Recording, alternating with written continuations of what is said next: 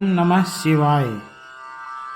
आज शिव पुराण की कथा में शिवलिंग की स्थापना, उसके लक्षण और पूजन की विधि का वर्णन तथा शिव पद की प्राप्ति कराने वाले सत्कर्मों का विवेचन हम सुनेंगे।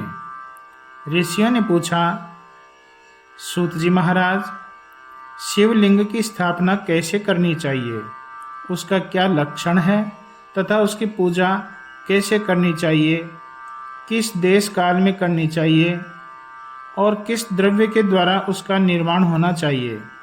सूत जी ने कहा, महर्षियों, इस बारे में सुनो।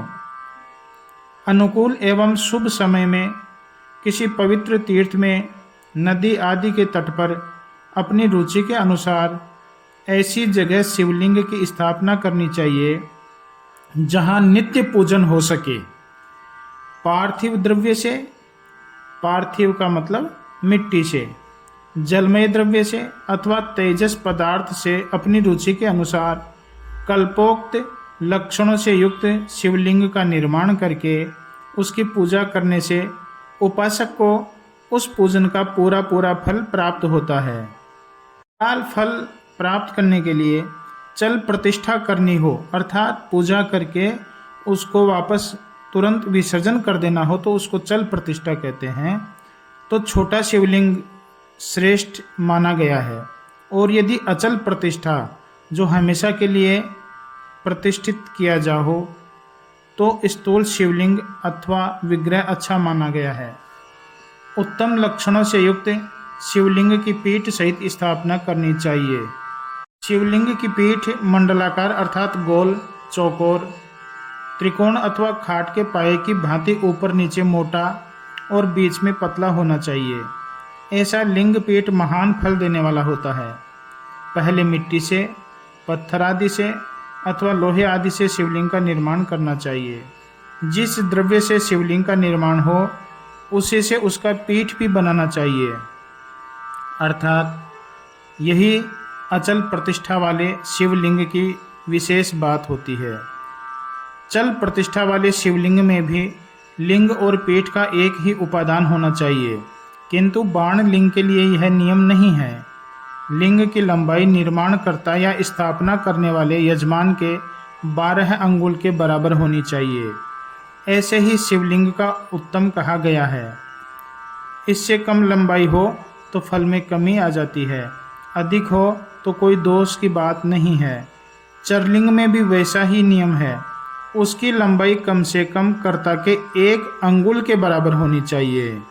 उससे छोटा होने पर अल्प फल मिलता है, किंतु उससे अधिक होना दोष की बात नहीं है। यजमान को चाहिए कि वह पहले शिल्प शास्त्र के अनुसार एक विमान या देवालय बनवाए जो देवगणों की मूर्तियों से अलंकृत हो। उसका गर्भगृह बहुत ही सुंदर, सुदृढ़ और दर्पण के समान स्वच्छ हो। उसे 9 प्रकार के रत्नों से विभूषित किया गया हो। उसमें पूर्व और पश्चिम दिशा में 2 मुख्य द्वार हों। जहाँ शिवलिंग की स्थापना करनी हो उस स्थान के गर्त में नीलम, लाल वैदूर्य, श्याम, मरकत, मोती, मूंगा, गोमेद और हीरा, इन 9 रत्नों को तथा अन्य महत्वपूर्ण द्रव्यों को वैदिक मंत्रों के साथ छोड़े और सद्यो जातम प्रपद्यामि, सद्यो जाताय वै नमो नमः, भवे भवे नाति भवे, भवस्व माम भवोद्भवाय नमः। सद्यो जातम आदि 5 वैदिक मंत्रों द्वारा शिवलिंग का 5 स्थानों में क्रमशः पूजन करके अग्नि में भविष्य की अनेक आहुतियाँ दें और परिवार सहित भगवान शिव कह रहे हैं कि मेरी पूजा करके गुरु स्वरूप आचार्य को संतुष्ट करे, भाई बंधुओं को मनचाही वस्तुओं से संतुष्ट करे, याचकों को सुवर्ण, गृह एवं भू संपत्ति तथा चेतन, गो इत्यादि को वैभव प्रदान करें। स्थावर जंगम सभी जीवों को यत्नपूर्वक संतुष्ट करके एक गड्ढे में सुवर्ण तथा 9 प्रकार के रत्न भरकर सद्यो जातादि वैदिक मंत्रों का उच्चारण करके परम कल्याणकारी महादेव जी का ध्यान करे। फिर नाद घोष और ओमकार का उच्चारण करे, ओम ऐसा। इस प्रकार पीठ युक्त लिंग की स्थापना करके उसे नित्य लेप जोड़कर स्थिर करे।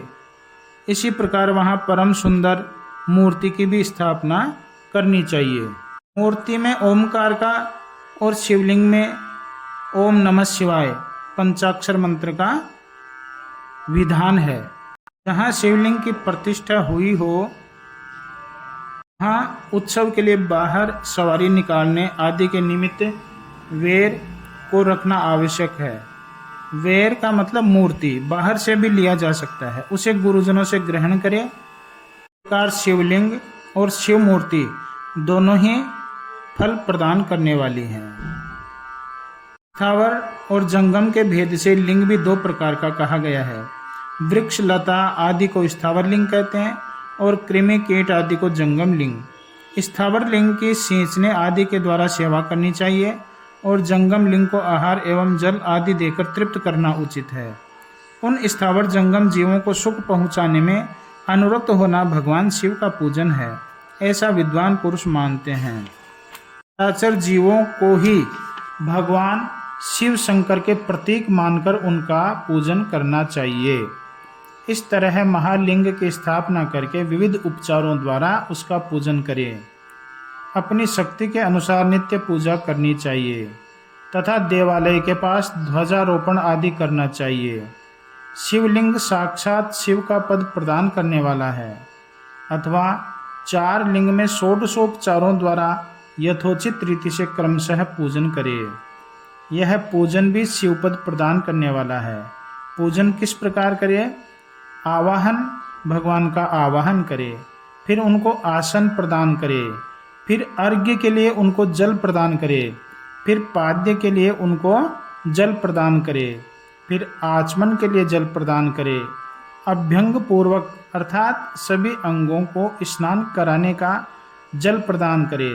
भगवान शिव को फिर वस्त्र प्रदान करे और फिर यज्ञोपवीत प्रदान करे, फिर गंध अर्थात चंदन इत्यादि, पुष्प, धूप और दीपक प्रदान करे, नैवेद्य प्रदान करे, प्रसाद करके तांबूल इत्यादि समर्पण करे, फिर आरती करे और फिर भगवान शिव को प्रणाम करे और उसके बाद में विसर्जन कर दे। ये 16 उपचार हैं अथवा अर्घ्य से लेकर नैवेद्य तक विधिवत पूजन करे। अभिषेक, नैवेद्य, नमस्कार और तर्पण ये सब यथाशक्ति नित्य करे।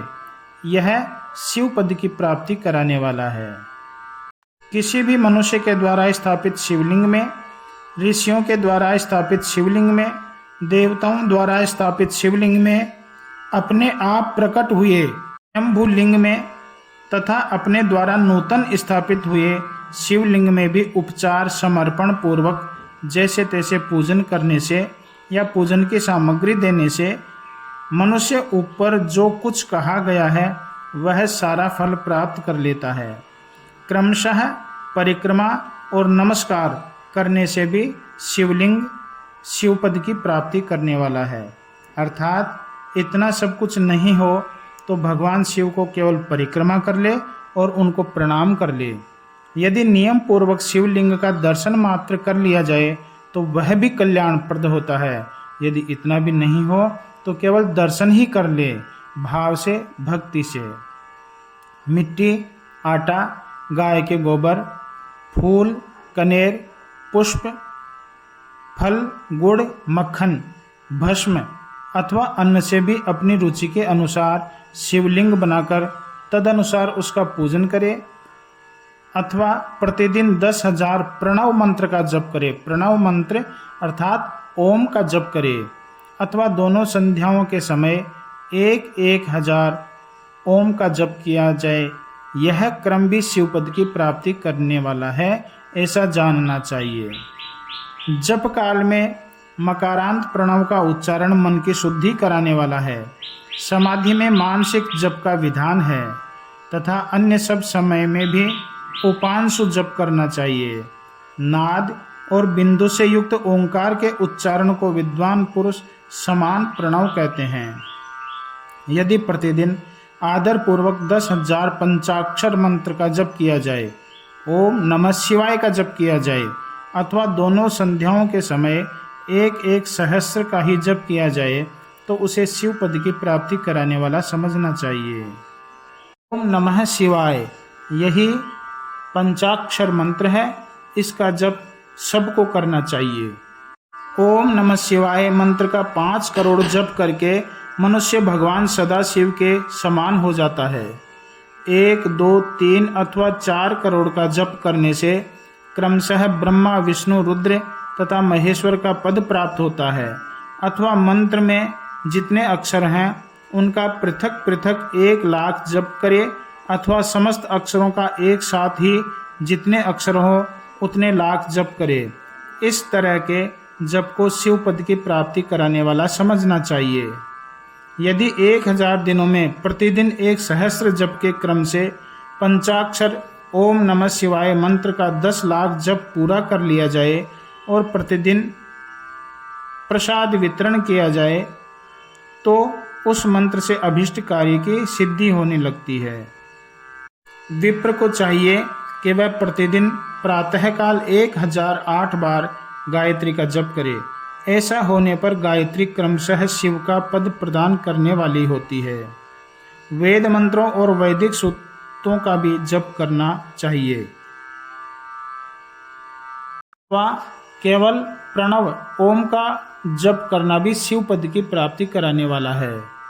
जो मनुष्य भगवान शिव के लिए फूलवाड़ी या बगीचे आदि लगाता है तथा शिव के सेवा कार्य के लिए मंदिर में झाड़ने, बुहारने आदि की व्यवस्था करता है, वह इस पुण्य कर्म को करके शिव पद प्राप्त कर लेता है। भगवान शिव के जो काशी आदि क्षेत्र हैं उनमें भक्ति पूर्वक नित्य निवास करे, वह जड़ चेतन सभी को भोग और मोक्ष देने वाला है। पुण्य क्षेत्र में स्थित बावड़ी, कुआं और पोखर आदि को शिव गंगा समझना चाहिए। भगवान शिव का ऐसा ही वचन है। वहाँ स्नान, दान और जप करके मनुष्य भगवान शिव को प्राप्त कर लेता है। मृत्यु पर्यंत शिव के क्षेत्र का आश्रय लेकर रहना चाहिए। जो शिव के क्षेत्र में अपने किसी मृत संबंधी का दाह, दशा, मासिक श्राद्ध, सपिंडीकरण अथवा वार्षिक श्राद्ध करता है अथवा कभी भी शिव के क्षेत्र में अपने पितरों को पिंड देता है, वह तत्काल सब पापों से मुक्त हो जाता है और अंत में शिव पद पाता है। अथवा शिव के क्षेत्र में 7, 5, 3 या 1 ही रात निवास कर ले। ऐसा करने से भी क्रमशः शिव पद की प्राप्ति होती है। इनके 3 विभाग होते हैं, प्रातः, मध्याह्न और सायं। प्रातः काल को शास्त्र विहित नित्य कर्म के अनुष्ठान का समय जानना चाहिए। मध्याह्न काल सकाम कर्म के लिए उपयोगी है तथा सायंकाल शांति कर्म के लिए उपयुक्त है, ऐसा जानना चाहिए। इसी प्रकार रात्रि में भी समय का विभाजन किया गया है। रात के 4 प्रहर में से जो बीच के 2 प्रहर है उन्हें निशीथ काल कहा गया है। विशेषतः उसी काल में की हुई भगवान शिव की पूजा अभीष्ट फल को देने वाली है। ऐसा जानकर कर्म करने वाला मनुष्य यथोक्त फल का भागी होता है। विशेषतः कलयुग में कर्म से ही फल की सिद्धि होती है। अपने अपने अधिकार के अनुसार ऊपर कहे गए किसी भी कर्म के द्वारा शिव आराधन करने वाला पुरुष यदि सदाचारी है और पाप से डरता है तो वह उन कर्मों का पूरा पूरा फल अवश्य प्राप्त कर लेता है। ऋषियों ने पूछा, सूत जी महाराज, पुण्य क्षेत्र कौन कौन से हैं जिनका आश्रय लेकर सभी स्त्री पुरुष शिव पद प्राप्त कर ले, यह हमें संक्षेप में बताइए। ओम नमः शिवाय। आज 10वें दिवस की कथा समापन और भगवान शिव का ध्यान कीजिए। ओम नमः शिवाय, ओम नमः शिवाय, ओम नमः शिवाय, ओम नमः शिवाय, ओम नमः शिवाय।